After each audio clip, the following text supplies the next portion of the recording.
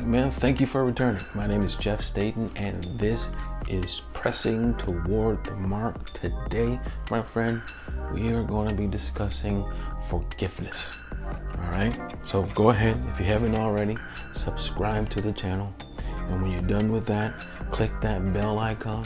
It'll let you know when other videos have been posted. And afterwards, leave a comment.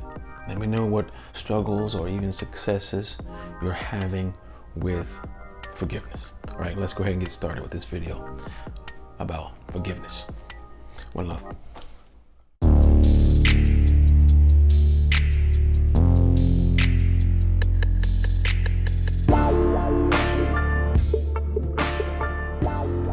We've done videos before about forgiveness, right?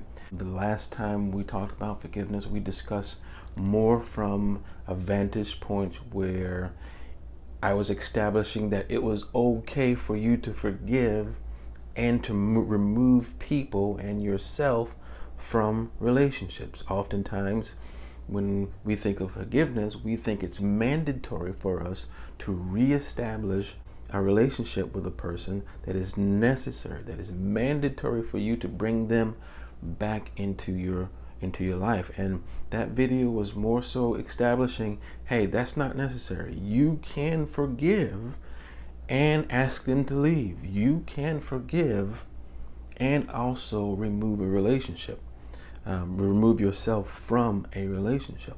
But this video today is more so directed at what I like to call the irremovable relationship, the irremovable circumstance, a circumstance in which you have to reestablish your relationship with a person, where God is requiring you to reestablish a relationship, reestablish a loving relationship, to reestablish a practical relationship, right? It may be a situation where it's your child and you can't leave your child, right?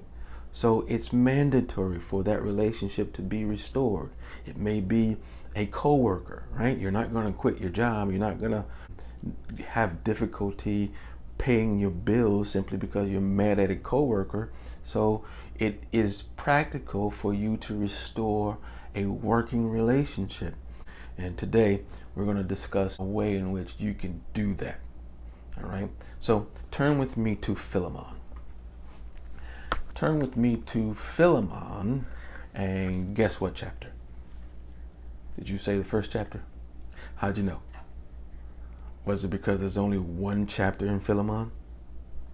You rascal. Yes. Turn with me to Philemon.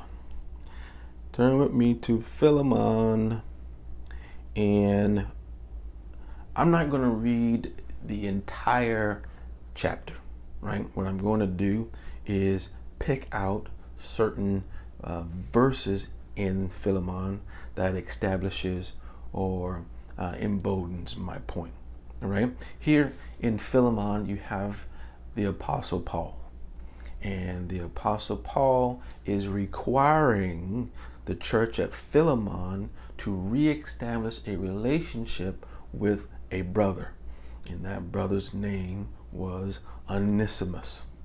Now, apparently, Onesimus has done some really, really bad things. And what are they? Let's look at verse 11. Let's find out exactly what Onesimus has done that it requires such profound persuading by Paul to let him come back. In the 11th verse, Paul is saying, which in time past was to thee unprofitable, but now profitable to thee and to me. So apparently in times past, Onesimus was unprofitable. There's no telling what that means, right? How many people do you have in your life that you need to forgive that in times past they were unprofitable? They were simply unnecessary, unprofitable in your life, right? So apparently there's a history with Onesimus where he was unprofitable to the church of Philemon, right? Let's look at the 18th verse. The 18th verse, where Paul says, if he hath wronged thee, or oweth thee aught, put that on my account. Well, apparently then, it is possible that not only Onesimus was unprofitable, that he possibly took some profit, right? Paul said, if he owes you anything, I'll pay it back, right? So apparently, Mr. Onesimus was a mess.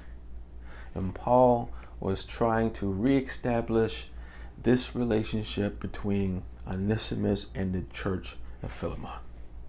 Well, Paul understood the difficulty regarding this, and he left them instructions on how to make this happen, right? Let's look at verse 12.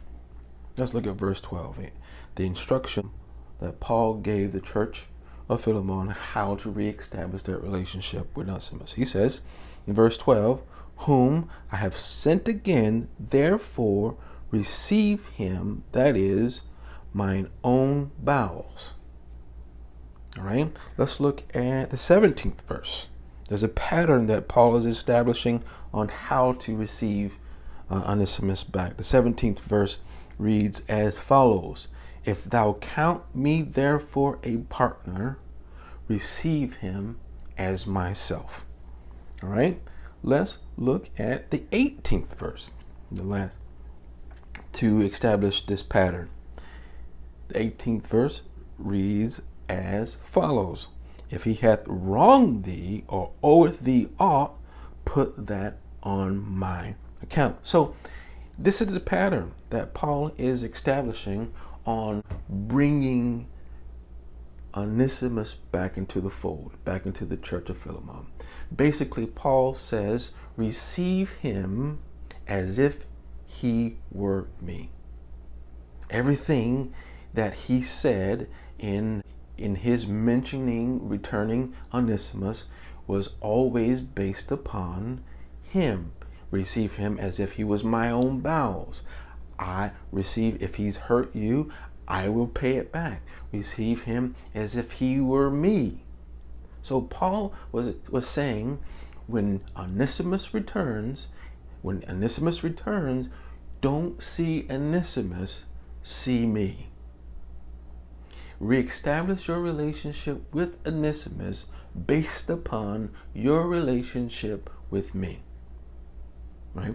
So here you have the apostle, the founder of a church, requiring the reestablishment of a relationship with a brother. He made it such that they are able to do so by saying to them, redefine who Onesimus is. Don't see Onesimus, see me. And this is the instruction God has to us. When you are in a mandatory situation where you have to reestablish a relationship with someone that has hurt you, you cannot see that person. You're going to have to redefine who that person is, look beyond that person, and see God. It's mandatory for you to reestablish that relationship with your child. It's mandatory for you to receive that person back in your life at work. How else are you going to have a peaceful working life? It's mandatory. You have no other choice. And the way to do that is to no longer see Onesimus, to no longer recognize Onesimus, but see God. Establish your relationship with that person, with that church member that has offended you, as if you are establishing a relationship with God. And Paul understood the difficulty concerning that, redefining our relationship with a person. Paul understood that sometimes our minds are stronger than we are. And sometimes our minds like to jump into the past and play in what these people have done and wallow in what these people have said and wallow in the pain that these people have caused, right? And Paul gave the church of Philemon instructions as to how to overcome that. Let's look at verse 19. Philemon 19, and it reads as follows: I, Paul, have written it with my own hand, I will repay it. Albeit I do not say to thee how thou owest me, even thou own self besides. Well, Paul is saying, you know what? You owe me.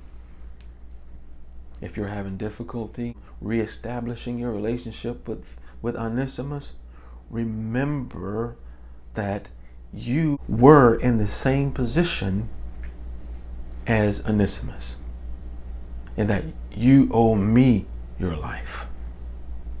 And God is instructing us in the same manner, that if you are having problems forgiving, that you are having problem reestablishing a loving relationship with a person, or even a working relationship with a person, remember there's someone somewhere looking beyond you and looking beyond what you've done and seeing God. All right? You can do this, man. You can forgive. You can reestablish your relationship with that person if only you do two things. Redefine that relationship and who that person is. It's not them you're establishing a relationship with. It's God. You are accepting God back into your life. And number two, understand that someone is looking beyond you and seeing God. All right, man, I gotta go. I say it every week. I mean it every week, including this one. Thank you for showing up. My name is Jeff Staten, and this is Pressing Toward the Mark. With love.